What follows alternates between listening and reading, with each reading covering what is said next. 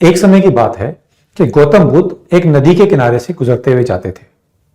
जब वो उस नदी के पास से गुजर रहे थे तो उन्होंने देखा कि कुछ बच्चे रेत में खेल रहे हैं।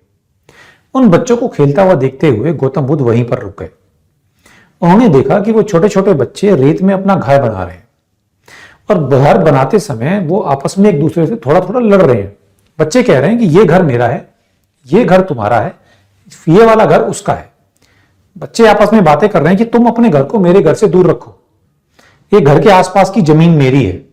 बच्चों ने रेत पर अपनी उंगली से लाइनें खींच दी थी। उन्होंने वहां पर अपने लिए आंगन बनाए थे, अपना बगीचा बनाया था। तभी कुछ ऐसा हुआ कि एक बच्चे का पैर गलती से दूसरे बच्चे के घर पर लग गया और उसका वो घर था वो टूट गया। इस बात को देखकर उस बच्चे को बहुत गुस्सा आया और वो बच्चा उस बच्चे से लड़ने लगा। उसने उस बच्चे को पकड़कर जमीन पर गिरा दिया और उसने बाकी सारे बच्चों को भी बुला लिया कि तुम भी आओ, इसने मेरा घर तोड़ा, अब इसकी पिटाई करेंगे। और सबने मिलकर उसकी अच्छी तरीके से मरम्मत कर दी। तभी दिन ढलने लगा और जैसे जैसे सांझ होने लगी तो उनमें से किसी एक बच्चे की मां पीछे से आई। उसने जोर से चिल्लाते हुए उन्हें आवाज लगाई कि सांझ ढल रही है, अंधेरा हो रहा है, अब घर चलो। बच्चों ने देखा, हाँ वाकई सांझ ढल गई है, अंधेरा होने वाला है, अब घर जाने का समय आ गया है। सारे बच्चे उठे और अपने ही बनाए हुए मकानों पर खुद ही कूदने लगे और सारे मकान उन्होंने तोड़ दिए। पैरों से रात मार के उन्होंने आसपास की सारी मिट्टी बराबर कर दी और सब तोड़ दाड़ के और जितनी लाइनें उन्होंने खींची थी, अपनी जो उन्होंने मकानों की बाउंड्रियां बनाई थी, वो सब मिटो दी और शोर मचाते हुए चले गए। ठीक ऐसा ही संसार है, ठीक ऐसी ही हमारी जिंदगी है।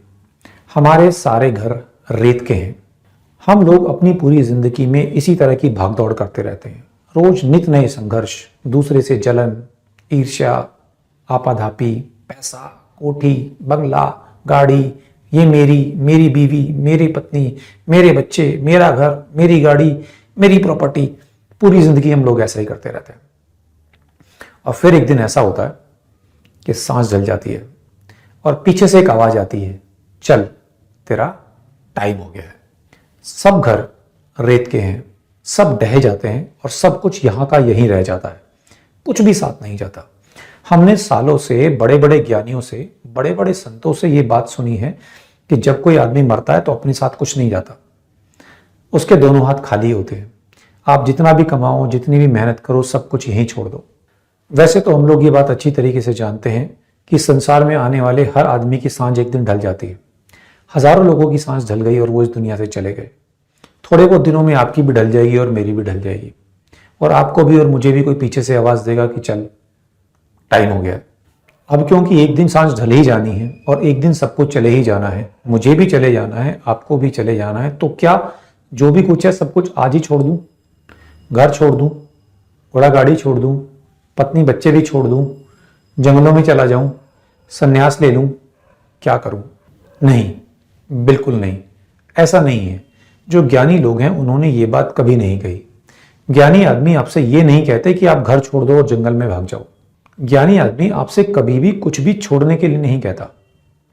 वो ये कभी नहीं कहता कि आप अपना परिवार, अपना घर, अपना सामान, अपनी संपत्ति छोड़कर कहीं और चले जाओ, ये सब आप किसी और को दे दो।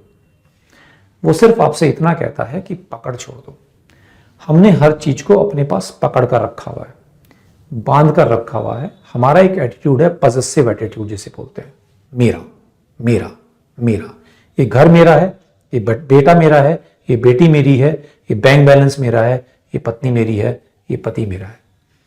आपको सिर्फ पकड़ छोड़नी है। बहुत बार लोग इस गलतफहमी में घर छोड़ देते हैं और सब आश्रम में चले जाते हैं। उसके बाद भी कुछ ज्यादा बदलता नहीं है। पहले घर अपना था, अब आश्रम मेरा है। पहले बच्चे मेरे थे, अब शिष्य और शिष्याएं मेरी हैं।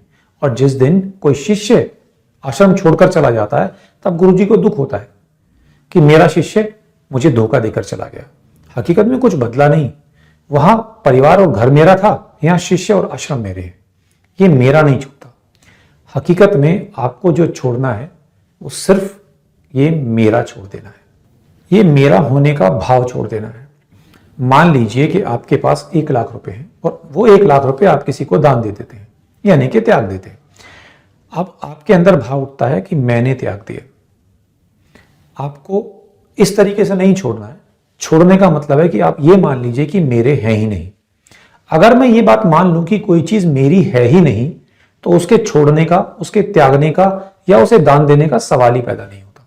जीवन में हर एक वस्तु को मेरी कहने का जो भाव है वो छोड़ना है, उस पर अपनी पकड़ ढीली करनी है। पत्नी तुम्हारी है, तुम्हारी ही रहेगी, तुम्हारे ही साथ रहेगी, तुम भी उसके साथ रहो। ना तुम्हें कहीं भागने की जरूरत है, ना उसे कहीं भगाने की जरूरत है। सिर्फ ये मेरी है, ये जो एटीट्यूड है ये छोड़ दो। जिस दिन तुम ऐसा कर पाए, उस दिन अगर उसे किसी और के साथ हंसते बोलते देखोगे तो तुम्हारी आत्मा कुढ़ेगी नहीं।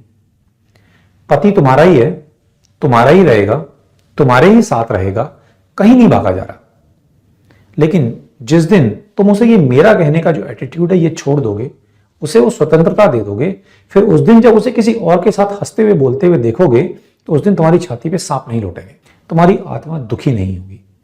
केवल अपने मन की साइकोलॉजी को थोड़ा सा चेंज कर लेने से, सिर्फ इतना मान लेने से कि यहां इस संसार में जो भी कुछ था मैंने यहीं से लिया, उसे यूज किया और मुझे यहीं छोड़ देना है, मेरा कुछ भी नहीं है, ये आपको एक ट्रिमेंडियस मेंटल पीस दे सकता है। धीरे धीरे प्रैक्टिस कीजिए और इस चीज को अपनी आदत में शामिल कीजिए। बार बार अपने आप से ये बात कहिए कि इस दुनिया में मेरे पास जो भी कुछ है, चाहे वो धन है, रुपया है, पैसा है, पत्नी है, बच्चे हैं, मकान है, कुछ भी है, ये सब कुछ मैं अपने साथ लेकर नहीं आया था, मैं अपने साथ लेकर भी नहीं जाऊंगा। ये चीजें मुझे सिर्फ इस्तेमाल करने के लिए मिली हैं, मुझे सिर्फ इन्हें अच्छे से यूज करना है, ये मेरा नहीं है, कुछ भी मेरा नहीं है। जिस दिन आपने इस एटीट्यूड को अपने अंदर बिल्ड कर लिया, उस दिन आपकी 90% टेंशन अपने आप खत्म हो जाएगी और आपको एक असीम सुख की अनुभूति होगी। इसलिए कंक्लूजन क्या है? कंक्लूजन यही है, घर नहीं छोड़ना है, घर मेरा है ये भाव छोड़ना है। पत्नी नहीं छोड़नी है, पत्नी मेरी है ये भाव छोड़ देना है। हर व्यक्ति को, हर वस्तु को अपने हिस्से की स्वतंत्रता चाहिए होती है, उसे उसके हिस्से की स्वतंत्रता दीजिए, आप भी फ्री रहिए और उसे भी फ्री रहने दीजिए।